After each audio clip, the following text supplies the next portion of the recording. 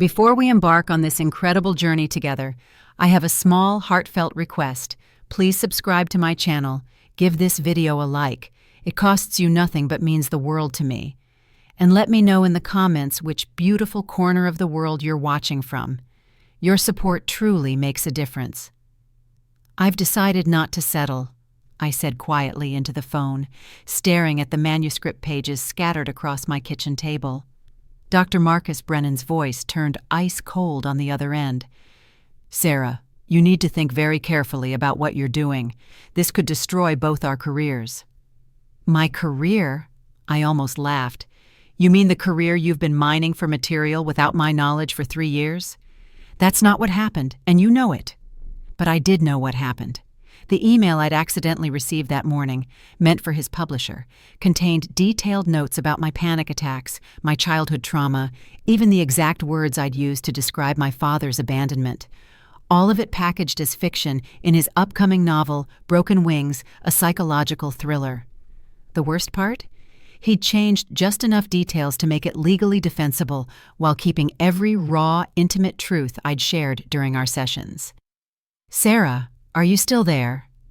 I hung up and reached for the business card my friend Rebecca had given me 3 months ago. Johnson & Associates, attorney at law. At the time, I'd tucked it away thinking I'd never need it. How wrong I'd been. The discovery had been purely accidental, like most life-changing moments are. 3 days earlier, I'd been checking my email before our Thursday session when a message popped up from Hartwell Publishing with the subject line, Brennan Manuscript Revisions. I'd almost deleted it, clearly a misdirected email, when I noticed my name in the preview text. Not Sarah, but Sarah. Close enough to make my stomach drop. I opened it against my better judgment. What I found was a detailed editorial note from Dr. Brennan's editor, praising his incredibly authentic portrayal of trauma responses and asking him to expand on Sarah's flashback sequences, particularly the childhood abandonment scenes. My hands had trembled as I scrolled through attached manuscript pages. There, written in clinical detail, was my breakdown from 6 months ago when I'd finally told him about finding my father's suicide note. The note I'd never shown anyone else. The note that explained why he'd left when I was 8. In Brennan's novel, the father had died in a car accident, but the daughter's response, word for word, was mine. My therapy session that afternoon had been surreal. I'd sat in his familiar brown leather chair, looking at his diplomas on the wall, watching him take notes in that same leather-bound journal he always used. The journal, I now realized, wasn't just for treatment planning. How are you feeling about our progress? He'd asked, pen poised. Better, I'd lied, studying his face for any sign of guilt or awareness. Nothing, just the same professional concern he'd shown for 3 years. That evening, I'd driven to Barnes & Noble and found his author bio on his previous books. Dr. Marcus Brennan draws from his extensive clinical experience to create psychologically authentic characters. The phrase made me nauseous. I'd spent the next 2 days combing through every page of that manuscript excerpt, cross-referencing it with my memories of our sessions. The panic attack at the grocery store that had triggered my agoraphobia, my mother's drinking problem, the recurring nightmares about locked doors. All of it was there, disguised as fiction, but unmistakably mine. The legal consultation with Attorney Johnson was scheduled for Monday morning. Rebecca had insisted on coming with me to the lawyer's office, her journalism background making her naturally suspicious of anyone in a position to exploit others. This is exactly why I don't trust therapists, she muttered, as we rode the elevator to the 14th floor. They know all your secrets, and then what? Write books about them? Attorney Janet Johnson turned out to be a sharp-eyed woman in her 50s who listened to my story with increasing intensity. Her office walls were lined with law books and framed newspaper clippings about previous cases she'd won. "Do you have the original email?" was her first question. I handed over printouts of everything: the misdirected email, the manuscript pages, even screenshots of Brennan's author bio claiming to draw from clinical experience. She studied the documents for 20 minutes in complete silence. Rebecca and I exchanged glances as the lawyer made notes in precise handwriting.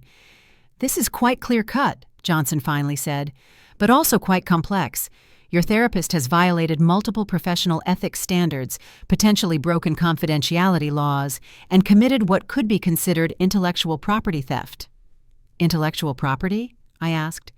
"Your personal experiences, the specific way you've processed and articulated your trauma, these have value. He's essentially stolen your life story and monetized it without permission or compensation." The lawyer explained that therapist-patient privilege was absolute except in very specific circumstances, none of which applied to novel writing. Even changing names and minor details didn't eliminate the ethical violation if the source material was clearly identifiable. "The challenge," Johnson continued, "is that he'll likely claim these are common trauma responses he's observed across multiple patients. He'll say the similarities are coincidental." "But some of these details are incredibly specific," Rebecca interjected. "The part about finding the suicide note hidden in a cookbook, that's not generic." Johnson nodded approvingly. "Exactly. We'll need to document which elements of your story are unique versus common therapeutic themes. I'll also need complete session records, which you're entitled to request." As we prepared to leave, Johnson handed me a thick folder. "Read through this information about therapist ethics violations. We have a strong case, but Brennan will fight back hard. Publishing houses don't like scandals, and therapists don't like losing their licenses." Walking to the parking garage, I felt a strange mix of vindication and dread. I'd spent years trusting this man with my deepest fears and vulnerabilities. Now I was preparing to go to war with him. But some battles, I was learning, choose you. The confrontation I'd been dreading came sooner than expected. Dr. Brennan called me at home that evening, his voice tight with controlled anger. "Sarah, I received a very concerning call from my malpractice insurance company today. They mentioned something about a potential ethics complaint." I'd been expecting this. Johnson had warned me that filing the initial complaint would trigger notifications to his professional liability carrier.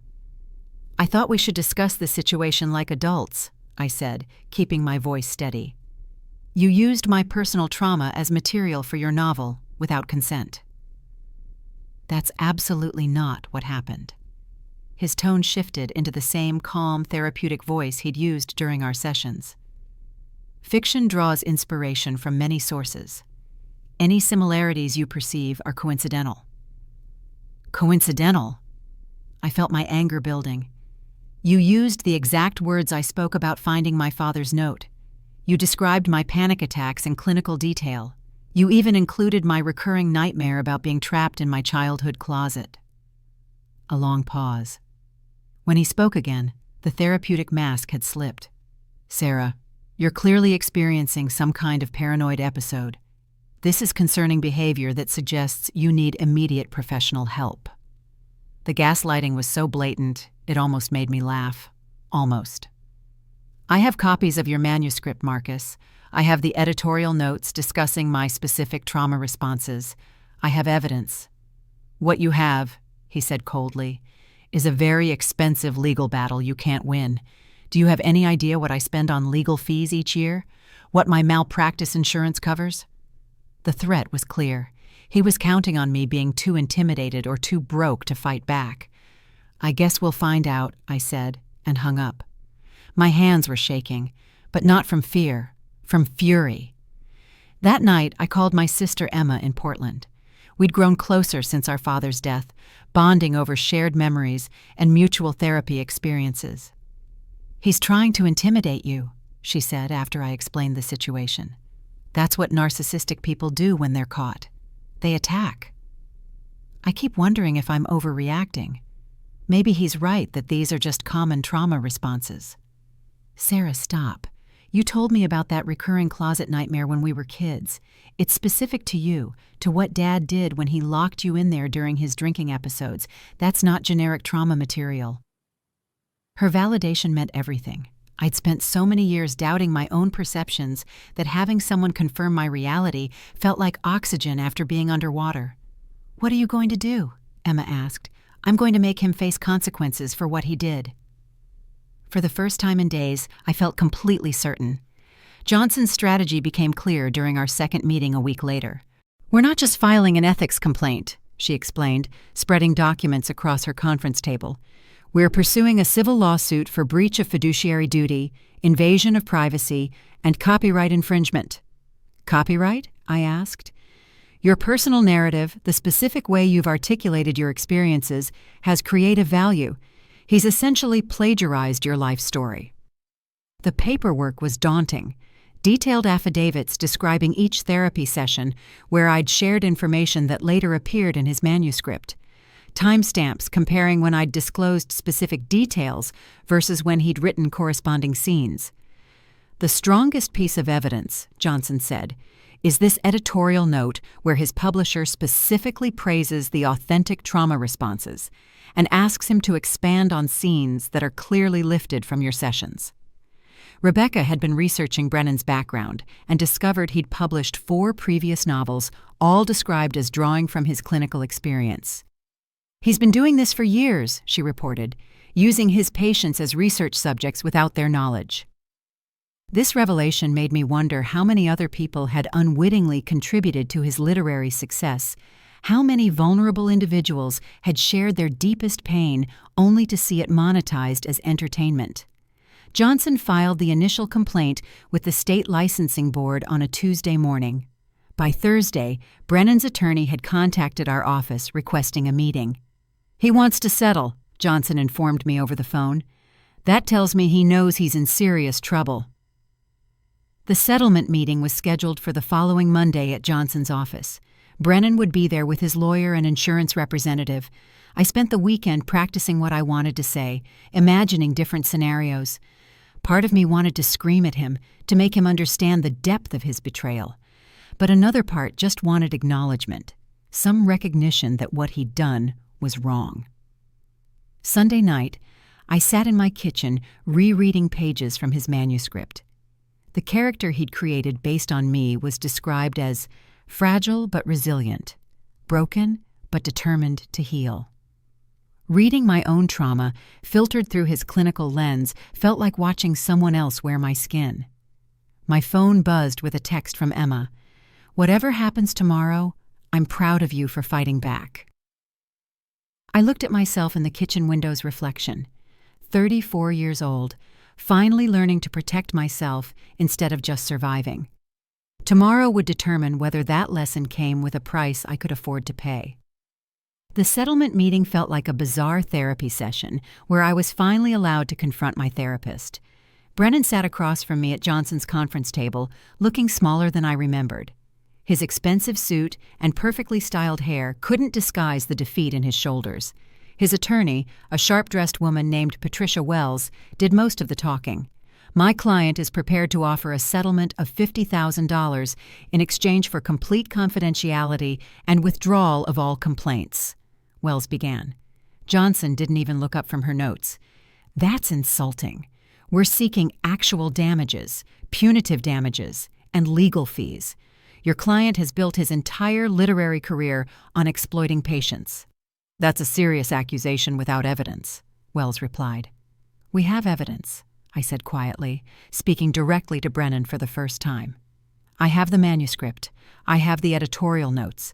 I have 3 years of session notes that match your novel scene by scene." Brennan finally met my eyes. For just a moment, I saw something that might have been shame. Then his expression hardened into the same professional mask he'd worn during our sessions. "Sarah, you're clearly still struggling with paranoid ideation.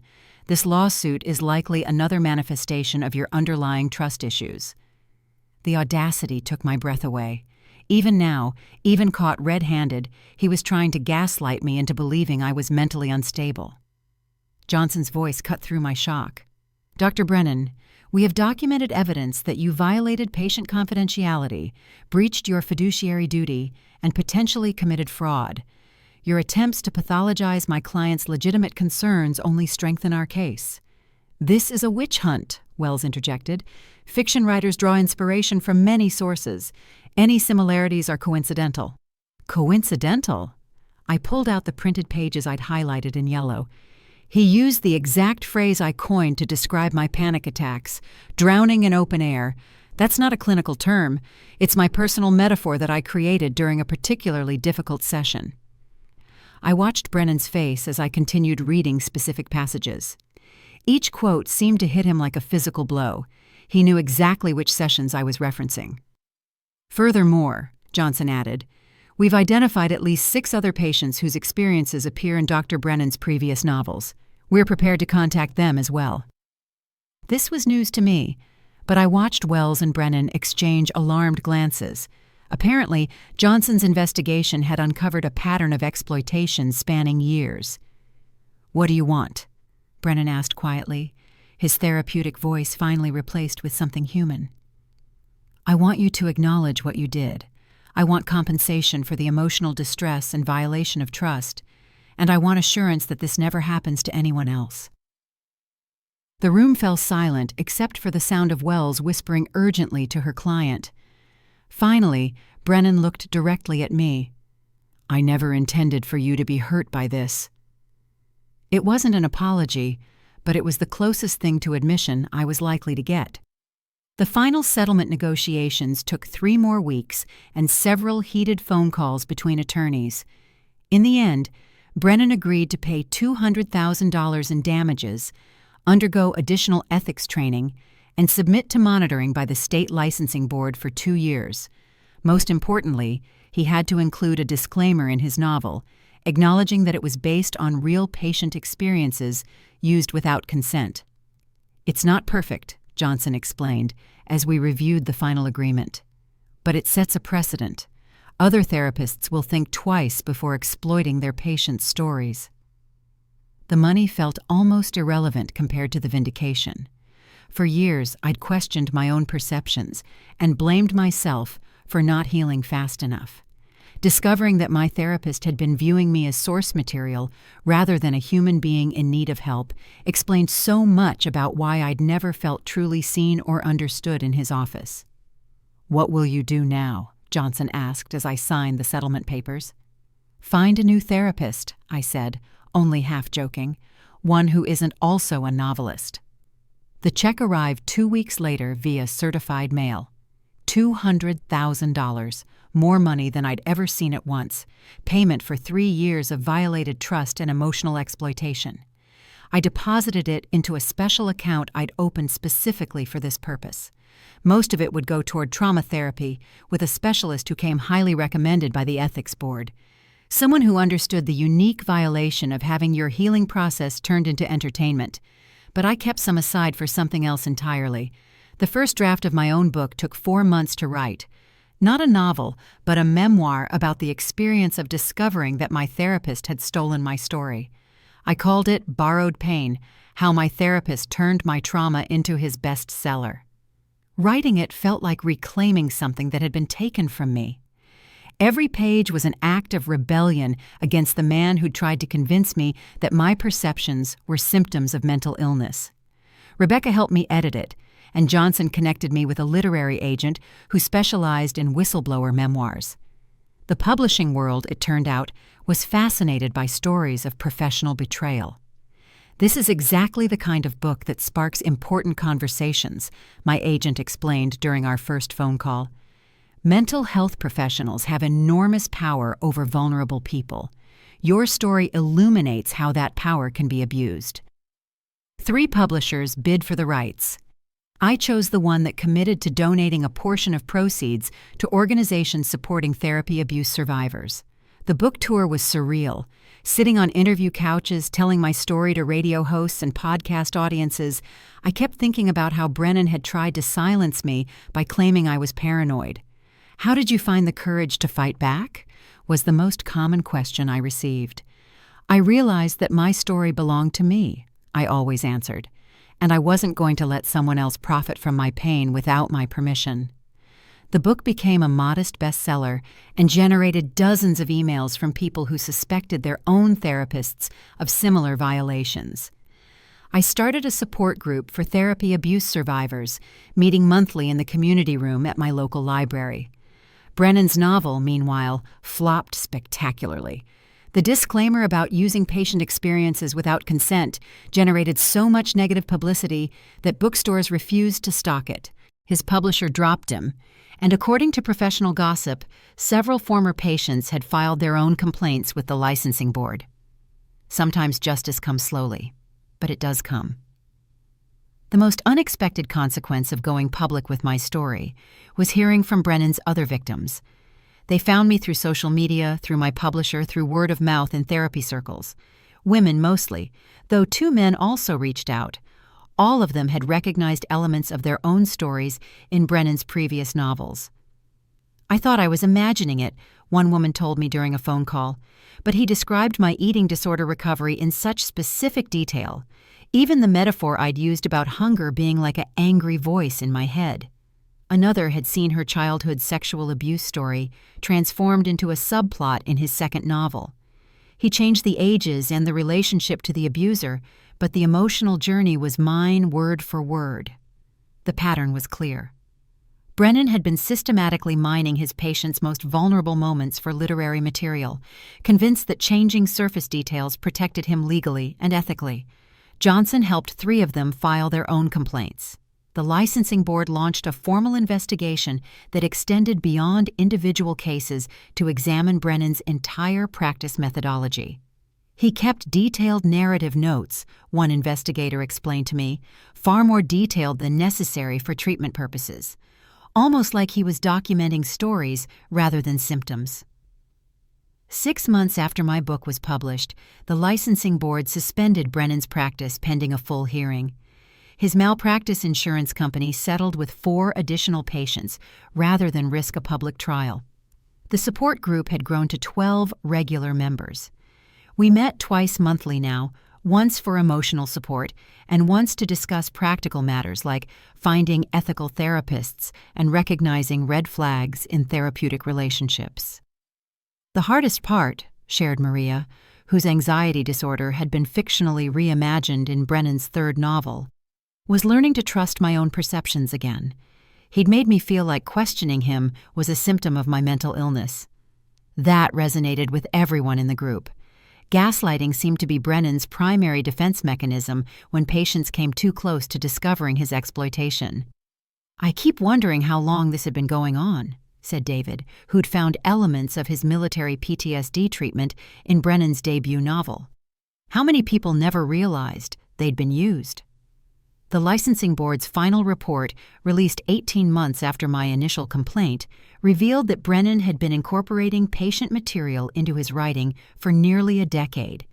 They'd identified possible violations involving at least 23 individuals across his 4 published novels. His license was permanently revoked. The Professional Psychology Association issued a rare public censure. Several universities rescinded speaking invitations and guest lecture appointments.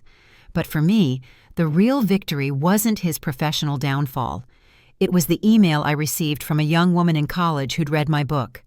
"I'm in therapy for the first time," she wrote. "But after reading your story, I asked my therapist about confidentiality policies and note-taking practices. She was impressed by my questions and said more clients should advocate for themselves. Thank you for showing me that I have rights in that room too." That email made everything worthwhile. The legal fees, the stress, the months of reliving trauma through depositions and interviews. I'd turned my violation into protection for others. That felt like the definition of healing. 2 years after the settlement, I ran into Brennan at a coffee shop downtown. He looked terrible. Thin, gray-faced, wearing a wrinkled sweater that had seen better days. For a moment, I almost felt sorry for him. Almost. "Sarah," he said quietly, approaching my table with visible reluctance, "I've been hoping to run into you." I gestured to the empty chair across from me, curious what he had to say. "I wanted to apologize," he began, his voice lacking the confident authority I remembered. "What I did was unforgivable. I rationalized it at the time, told myself that fiction was different from reality, that changing details made it acceptable. I waited for the but that usually follows such statements. It didn't come. I've been in my own therapy," he continued, trying to understand how I justified such a fundamental betrayal of trust.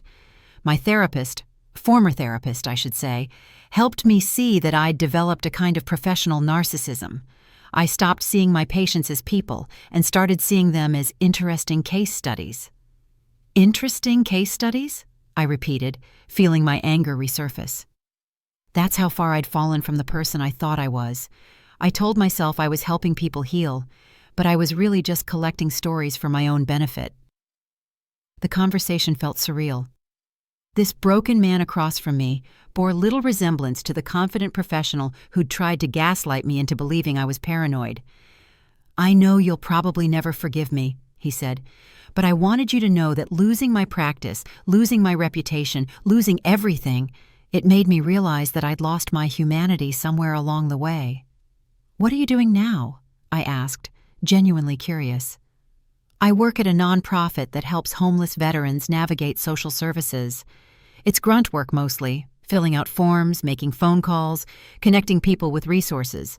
I'm not allowed to provide any kind of counseling." He paused, looking out the window at pedestrians passing by. "It's the first time in years that I've helped people without expecting anything in return, without analyzing them or cataloging their stories for later use. I'd forgotten what that felt like." I studied his face, looking for signs of manipulation or self-serving justification. All I saw was exhaustion and what appeared to be genuine remorse. "The support group I started has helped dozens of people," I told him. "People who thought they were imagining things, who blamed themselves for not healing fast enough. Your violation taught us all to trust our own perceptions." "That's something, at least," he said quietly. We sat in silence for a few minutes. Finally, he stood to leave. "For what it's worth, Sarah, your book is excellent.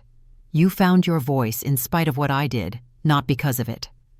That voice was always yours."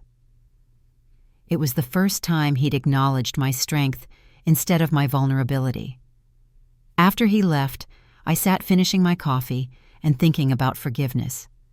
I wasn't ready to forgive him, might never be ready. But seeing him reduced to human proportions rather than the powerful authority figure who'd loomed so large in my nightmares felt like another small victory. Some wounds heal by shrinking the person who inflicted them back to manageable size. 3 years have passed since I discovered my therapist was using my trauma as material for his novels. 3 years since I learned that the person I trusted with my deepest pain was seeing me as a character rather than a human being. The support group continues to meet monthly. We've helped dozens of therapy abuse survivors find their voices and seek justice. 2 have published their own books. 1 started a nonprofit organization. Another went back to school to become a therapist herself, the kind who sees patients as people rather than source material. I still go to therapy, but with someone different now. Dr. Patricia Chen specializes in professional betrayal trauma. She asks permission before taking notes and gives me copies of everything she writes about our sessions. Most importantly, she sees me.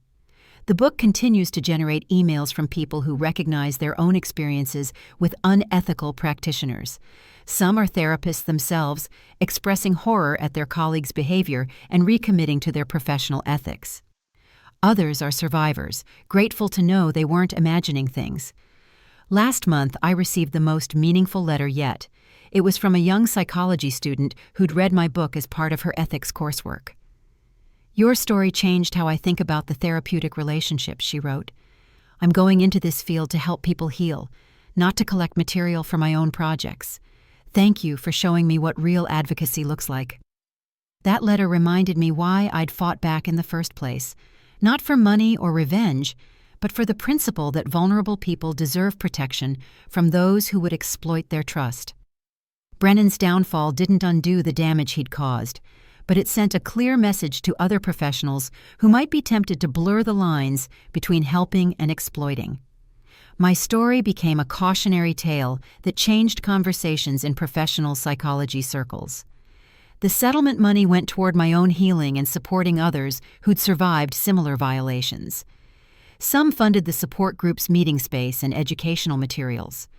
Some went to organizations that provide free therapy to trauma survivors who can't afford private treatment. But the real payoff wasn't financial.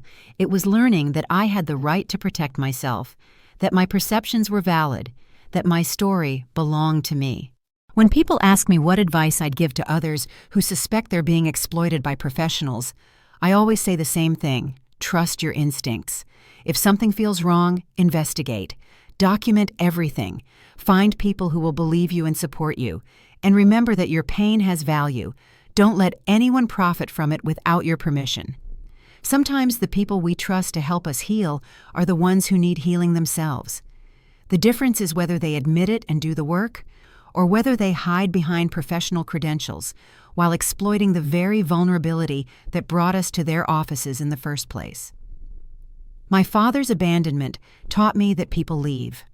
My therapist's betrayal taught me that people can stay and still cause damage, but fighting back taught me the most important lesson of all: I am worth protecting. That knowledge, hard-won and battle-tested, is something no one can ever steal from me. If my story resonates with you, please share it with someone who might need to hear it. And remember, your voice matters, your pain matters, and your story belongs to you. Sarah Mitchell.